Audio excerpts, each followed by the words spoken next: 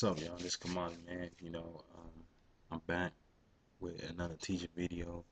You know, this video is called Hearts Exiled from God, based on Hebrew chapter 3. So, I'm about to get into it, man, just to teach y'all something that I learned, what I'm saying, from this understanding from this chapter, you know. Let's begin. Uh, and so, dear brothers and sisters who belong to God and are partners with those called to heaven, think carefully about this Jesus, whom we declare to be God's messenger and high priest, for he was faithful to God who appointed him, just as Moses served faithfully when he was entrusted with God's entire house. But Jesus deserved far more glory than Moses, just as a person who builds a house deserves more praise than the house itself. For every house has a builder, but the one who built everything is God. So, like Moses, like Moses, you know, he did a lot of things. He rescued the, you know, people, the Hebrews from slavery. You know what I'm saying? Out of Egypt. You know what I mean? He helped the slaves out of Egypt. You know what I'm saying? But he didn't die for them. You know what I'm saying? Jesus did way more than what Moses did. You know what I'm saying? Moses just rescued people and did things that was, you know, satisfying of what God instructed him to do. And, you know, I give much props to him, you know what I'm saying? You know, but the Pharisees and the Sadducees, they were going by the law of Moses instead of going by the New Testament of about Christ and, and what he was doing. And not only Jesus saved people and healed people, but he also died for us, you know what I'm saying, for the sinners, you know what I'm saying? And actually, Jesus should get more props than Moses because Jesus did way more than what Moses did. But, we also should give props to Moses, but Jesus should receive the props and the glory that that he deserved to have, you know what I'm saying? And a lot of us don't even give him his props like that, but we should. We need to give Jesus his props, you know what I'm saying, to the fullest, you know what I'm saying? No matter what, you know? Uh, let's continue. Verse 5 says, Moses was certainly faithful in God's house as a servant. His work was an illustration of the truth God would reveal later, but Christ as the Son is in charge of God's entire house. And we are God's house if we keep our courage and remain confident in our hope in Christ. That is why the Holy Spirit said today, when you hear his voice, don't harden your hearts as Israel did when they rebelled, when they tested me in the wilderness.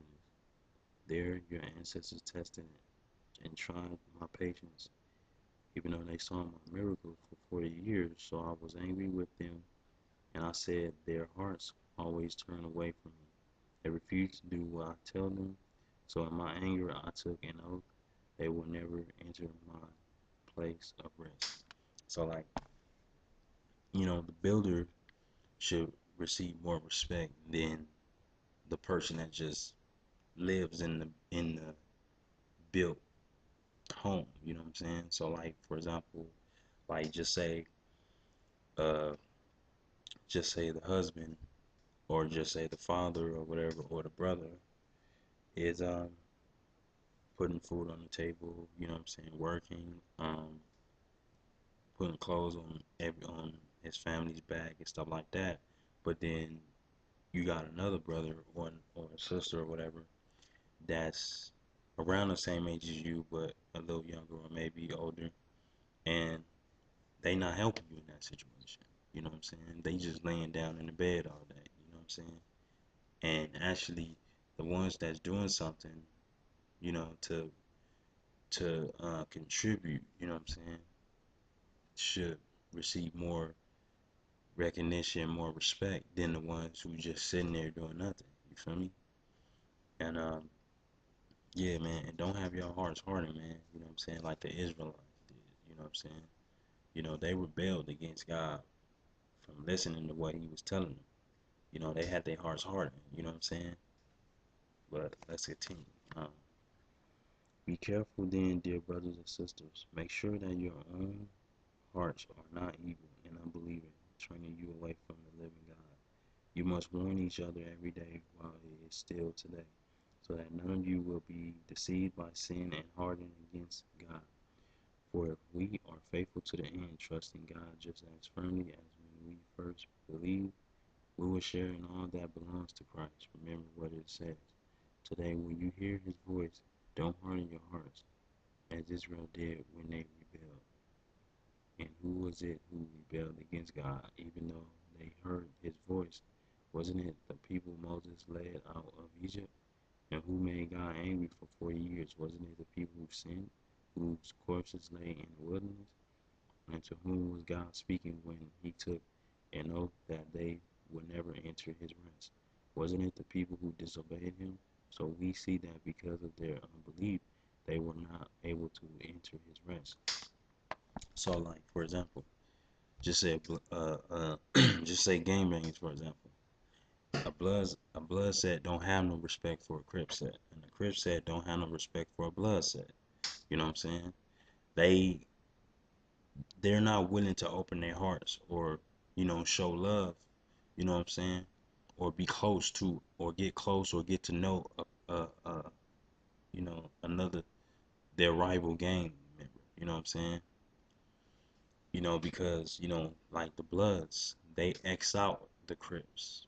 You know what I'm saying? And even in tagging the like what I'm saying, like the Bloods, for example, the Bloods will put CK and they X that out, like they X that out, like cross it out, and that's how our hearts get when God's trying to get our attention, when He wants us to open our hearts to Him, or like for example, where a female open her hearts to all these different dudes from time to time and from her years of life. You know what I'm saying? And then it comes to a point where she like, oh, I don't want to have to do with these foods. I don't want to have nothing to do with men. Men are dogs and blah blah blah. You know. And then when it comes to a dude that's really trying to get to know her, really want to have a connection with her, you know what I'm saying, and may want to lead it to marriage, you know, it's more hard on him because she's like putting the X on her heart while he's trying to open his heart to her.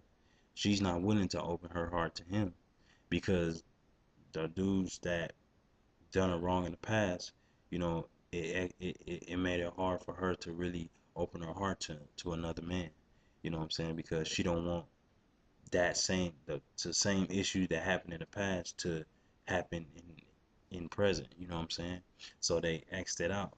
And also when it comes to God, like, a lot of people went through so many different experiences in life that was heartbroken, disappointing, you know what I'm saying, betrayal, whether it's family from family members or friends or even relationships you know, with people, and it got destroyed. Now it comes to where God comes in and really trying to enter into that person's heart. They automatically cross him out because they like, oh nah, since these people did this to me, I know for sure you gonna do the same thing. So it's like it's no different, you know what I'm saying? But that's not true. You know what I'm saying? God is way different from man, you know what I'm saying? God is more stronger and God is more, smarter than man is. You feel me? God is perfect. But that's how our that's how we have our hearts, hardened from God and next out from God because our experiences in our past or experiences that we just went through recently that now somebody come and tell you about God or try to, turn you to God, or even if you had a solo experience where God approached you, whether it's in a dream or in your spirit or in your conscience, and you know, God is trying to get your attention, but then inside of your heart, you like, nah, I ain't about to let you in my heart. You know what I'm saying? Why? Because all these other people did all this stuff to me, so I know you gonna do the same. So it's like I don't trust nothing no more, and that's where some people, you know, be thinking with that mind frame where they like, I don't give a f anymore. I don't give a F about this. I don't give a F about that. I don't give a F about this or that. I don't give a F about dying, and all that. People, have that mindset where so many past experiences that messed them up and had them disappointed that they like they don't trust nothing no more. They don't trust nothing, and they don't believe nothing that somebody would tell them, because all the things that they had addressed to those people in the past, you know, they thought it was true in what those people told them. But then when it comes to them betrayed them and all that and did all these bad experiences and, issues to them, they like, nah, like, I ain't letting nothing into my heart. You know what I'm saying? Just like blood would say, oh, I don't got no love for them Crips. Or I don't got no love, or the Crips say, I don't got love for them Bloods. You know, a Crip not gonna open up to a Blood, and the Blood not gonna open up to a Crip because they have beef with each other. You know what I'm saying? But God's trying to distance that. He's trying to remove that. That's why he wants to enter your heart to show you, like, this is how it really supposed to be. This is how it should be. You know what I'm saying? The way that you going now is a hell road. It's a road to hell. Whether you believe it or not, it's a road to hell straight up. You know what I'm saying? Come down the road of life where you live eternally with me and my son, not where you go to hell and you torment with the devil. Like, you know what I'm saying? So all y'all non-believers, you know what I'm saying? And you upcoming believers, man, open your heart to God. Don't cross God out. Don't X God out. You know what I'm saying? Open your hearts to God and let him change you, man. Let him come into your life. Let him come into your heart. And let him speak life to you, man. When I first started, I had a solo experience with God. And I was thinking the same way, like I crossed God out. But then after a period of time, like God started working in me where, you know what I'm saying, I'm not perfect, but God started working in me and I slowly started to change as time and time went on. And I'm still changing from this day. And I'm grateful for it. You know what I'm saying? But my heart ain't X'd out from God. I don't cross my heart out to God. I have my heart open for God, you know what I'm saying? No matter what it is, and I'm trying to encourage y'all according to what the Lord addressed to me and spoke to me, that, don't have your hearts X'd out, man. You know, have it open to God. You know what I'm saying? He won't disappoint you. He won't forsake you. He won't play you. He won't have you where you can't handle nothing that more than what you can. You know what I'm saying? God is filled with completion. You know what I'm saying? He's not like man. He's way better than people. You know what I'm saying? So I'm here to encourage y'all, let y'all know, don't cross your hearts out to God. Open your hearts to God, man. Don't X him out. Open your hearts to him, man, and let him change you. God bless y'all, and it's more to come, man. Peace.